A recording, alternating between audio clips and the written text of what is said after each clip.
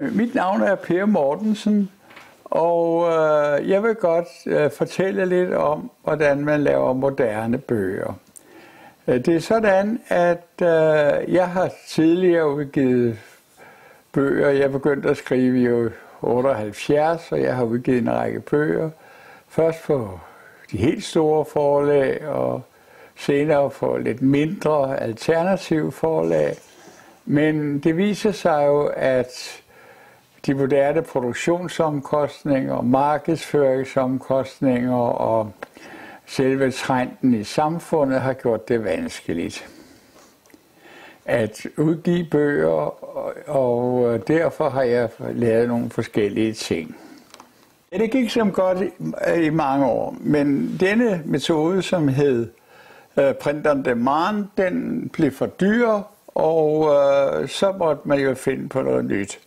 Og jeg havde jo forhåbentlig udgivet en 10-12 bøger, men her til sidst så var det håbløst, fordi Print on Demand blev for kostbar, og det ene med det andet, og så tænkte jeg, hvad skal der nu ske? Som jeg er meget glad for, den handler om krigen i 1864, og min oldefar var med i Dannevirke og Dybbøl, og det er en dejlig historie, også at skrive især.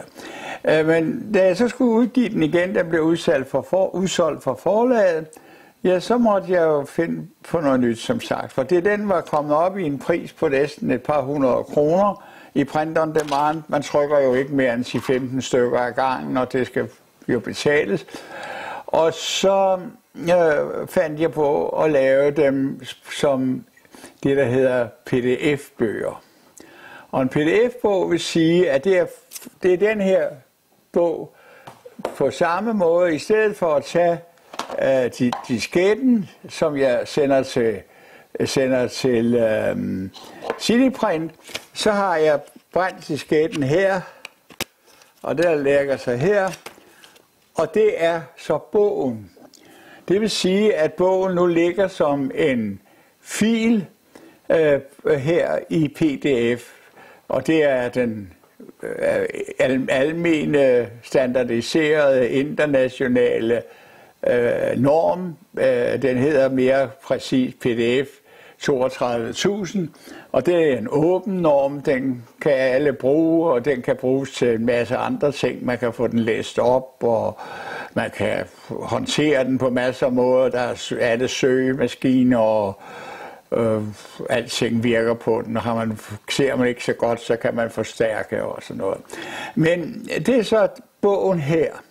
Og denne bog er så også skrevet her på maskinen, og så er den brændt på maskinen, og så laver jeg et omslag, og så, som I kan se her, der er jo ingen særlig forskel andet. Der står det en PDF-bog, og der har vi så en helt anden produktionspris. For den her, hvis jeg skulle købe den og fik den, så kunne jeg måske i hvert fald få det sådan et eksemplar på, jeg ved ikke, 100-200 kroner. Men den her, det er noget helt andet. For der kan jeg faktisk producere den, som ligger her for cirka 20 kroner, og så skal der jo lidt overhead og forskelligt på, og så sælger jeg den der for 48 plus moms. Det vil så sige, at hvis du køber den på min hjemmeside, så bliver det lidt dyrere, fordi den jo selvfølgelig også skal sælges hos boghandlere og sådan noget, og de skal tjene lidt på den. Så hvis du køber den over min hjemmeside, så koster den en hund, ikke? Men det er jo heller ikke så meget for en bog. Så må du læse den på din computer, og i modsætning til e-bøger og meget andet, der findes i dag, så har man lov at printe den ud, og på hvad du vil, og så kan du ikke, hvis du er med i seng om aftenen og ikke vil ligge med din computer, ja, så kan du trykke nogle sider ud. Og det er jo også meget billigere for dig, for det kan du trykke ud for nogle få ørearket. Så kan man selvfølgelig sige, hvorfor skal have alt det besvær med at trykke sådan en her, når man bare kan downloade den. Nu er det ikke bare at downloade, for sådan en som den her, den er på cirka 100 megabyte, og der skal noget udstyr til at downloade den. Du skal have meget hurtigere opkoblinger, en speciel opkobling, eller hvor du nu kan få den, og det vil sige, at normalt har man jo op til 5-10 megabyte i sin opkobling, og det kan man slet ikke downloade. Der er billeder i, og senere har jeg lavet en bog.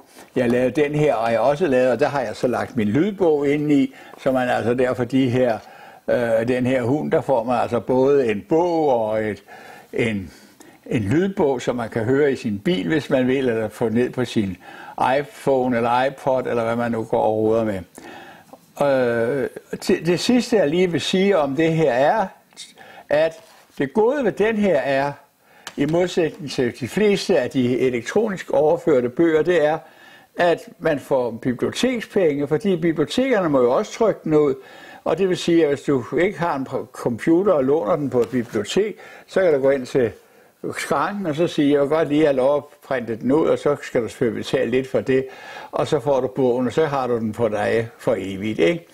Så det synes jeg er flot. Og det sker så, at når man gør det, så får man bibliotekspenge, og det er jo meget vigtigt for os små forfattere, for vi tjener en lille smule på penge på bøgerne, men det er ikke forlagene, ikke? Det giver ikke så meget, vel? Så der skal meget stor oplag til, før en forfatter virkelig tjener penge på det. Men så har man jo, hvis de ligger på bibliotekerne, så får man penge, og jeg kan da sige, at for de bøger, jeg har skrevet, der får jeg cirka 10.000 om året, og det er da rigtig rart at have fået ind i det hele, ikke? Men det er så meget. Vil du vide mere om det, så gå ind på min hjemmeside, pdf-bog.dk, for der står helt om, hvordan du gør det, og der er også lagt et par stykker ind. Jeg håber, andre forfattere snart bruger det samme, og de kan så få gratis markedsført deres bøger på pdf-bog.dk. Tak.